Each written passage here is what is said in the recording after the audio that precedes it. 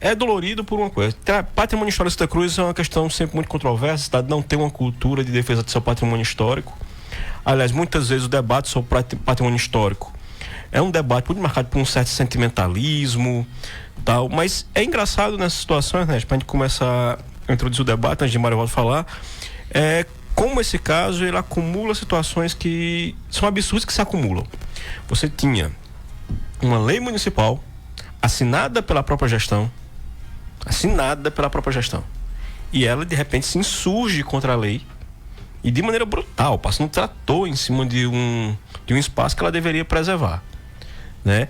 Então isso já dá muito a face do que está ocorrendo aqui, né? Então a gente começa a perceber assim, que talvez na ânsia de mostrar serviço, de mostrar obra, a gente começa a perceber assim, talvez na ânsia a gente mostrar obra e tal, essas coisas, os caras simplesmente não ligaram para uma lei que eles próprios assinaram.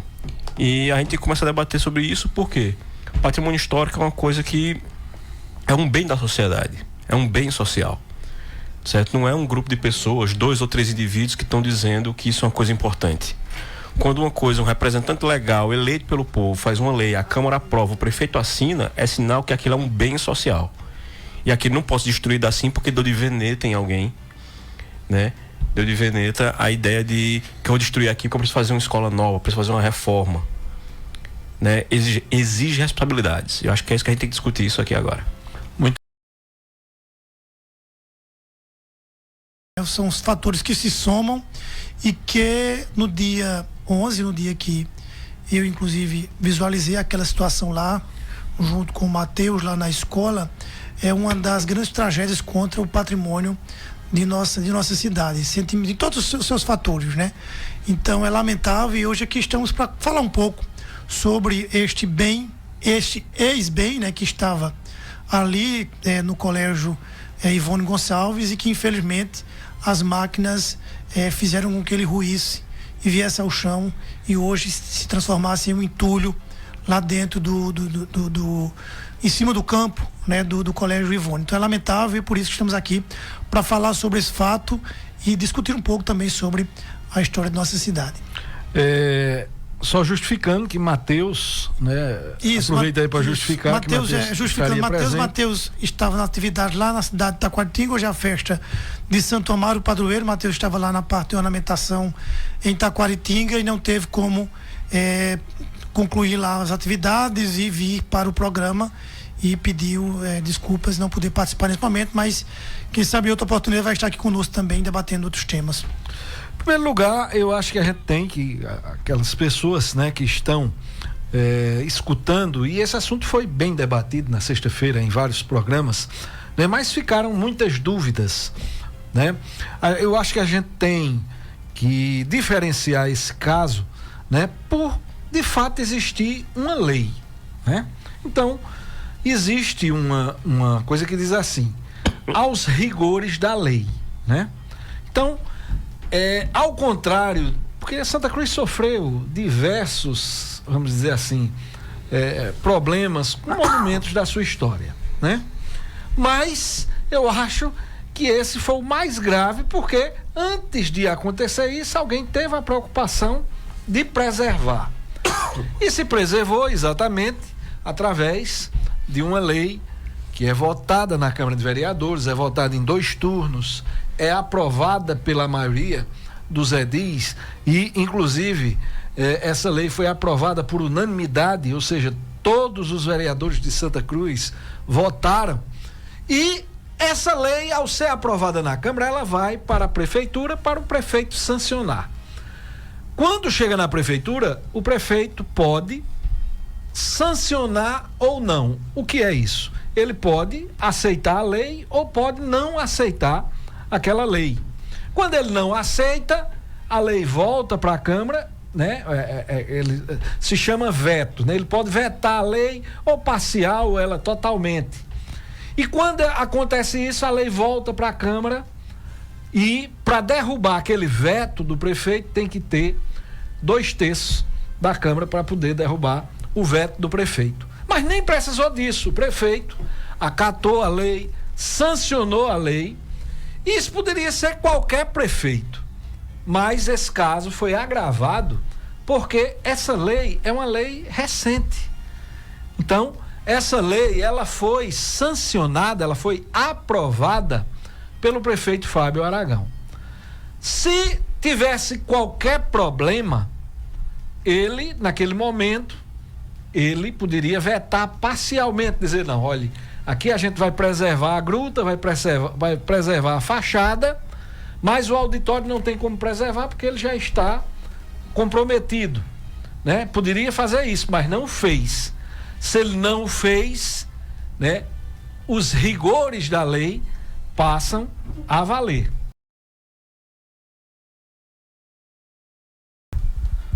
Acrescentando o que a Ernesto introduziu aqui, já houve outros casos de lei descumprida na cidade, embora não tão frontalmente. Nos últimos anos da gestão de Edson Vieira, houve aquela história do calçamento da Rua Grande, não sei se tu lembra. Lembro. E disse uma discussão que aquilo era um patrimônio histórico, que não era, mas não havia nenhum tipo de lei protegendo aquilo. E na época, até os moradores da rua queriam o asfalto e tal, mas não havia nenhum tipo de lei. Houve uma mobilização, o Marival até teve no meio, mas não havia lei protegendo aquilo ali.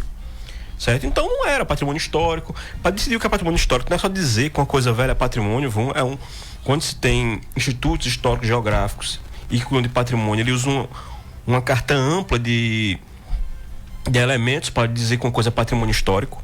Não basta ser velho, tem que se ver a relação que a sociedade mantém com aquele espaço. Mas Mário faz parte do Instituto. Sim, eu faço parte do Conselho Fiscal, né, do Instituto. E aí tem uma coisa interessante. Mas havia na época já uma lei que protegia as gameleiras. E aí a gestão de Edson cortou as raízes de umas gameleiras, uma até caiu e tal. E isso incorreu também em crime contra a gestão. Acho que tem representação do Ministério Público e tal. Então, não foi a primeira vez, mas acho que nunca foi tão frontalmente atacado. Tão frontalmente, porque se literalmente tratou sobre aquilo ali. Acho que pode voltar para falar melhor, mas há mais de 60 anos não se demole patrimônio histórico, assim. Mesmo quando ele está em ruínas, há quase 50, 60 anos que não se demole. Ou seja, se acha uma solução para aqui. E se for ter que tirar do lugar, ainda tem todo um procedimento. Não se derruba de qualquer maneira, porque você tem que se preservar aquele material, porque ele possa ser reconstruído, possa ser reaproveitado. Ou seja, um patrimônio histórico é para ser preservado. Quando vai contra a segurança das pessoas, tal, é possível que se isso com decisão judicial, com parecer técnico, né? Quando é, obviamente, definido em lei. Só para você ter uma ideia de como é complexa a situação. Não é só chegar lá assim, vou derrubar e tal. A própria prefeitura disse que aquilo é um patrimônio. Ao dizer que aquilo é um patrimônio, ao assinar essa lei, ela se submete aos trâmites da lei federal. Veja, e é uma lei recente, está quente, a lei tem 6 meses. A lei tem 6 meses. E aí, nesse interim, a prefeitura assina a lei e simplesmente, depois de 6 meses, afronta, se insurge contra a lei que ela assinou ao derrubar aquilo. Ainda se preservou a gruta. Mas o auditório foi... Não, o auditório... E uma coisa interessante que é de se pensar. Na nota da prefeitura, foi colocado que era para proteger a vida de professores e alunos. E realmente, quando é para proteger a vida das pessoas, a vida vem primeiro.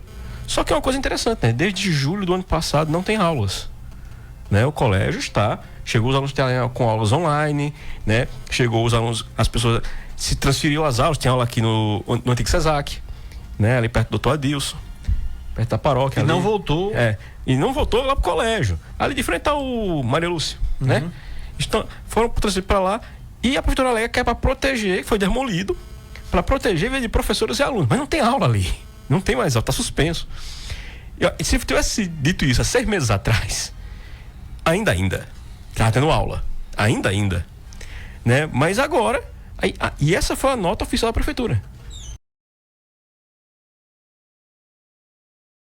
Você é proprietário, o município vai fazer uma intervenção em um bem tombado, a primeira coisa, um dos atos dele é remeter o projeto para o Conselho de Patrimônio Histórico.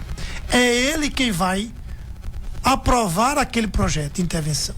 Ele vai dizer, não, esse projeto não vai haver uma interferência. Não, precisa trocar isso aqui, precisa alterar. É a mesma coisa do Conselho de Patrimônio Estadual, como é a mesma coisa também do IFAM. Cada bem, né, no seu nível estadual e federal, na sua relevância regional, local, federal. Então, não seguiu nenhum critério. nenhum critério. Então, essa é uma das maiores preocupações, porque quando você mesmo, inclusive, só lembrando também que o bem, quando ele é tombado, com valor patrimônio histórico, cultural, municipal, estadual ou nacional, o seu valor já existe sobre ele. A lei e o tombamento só faz declarar o bem para a sociedade. Então o bem já está protegido.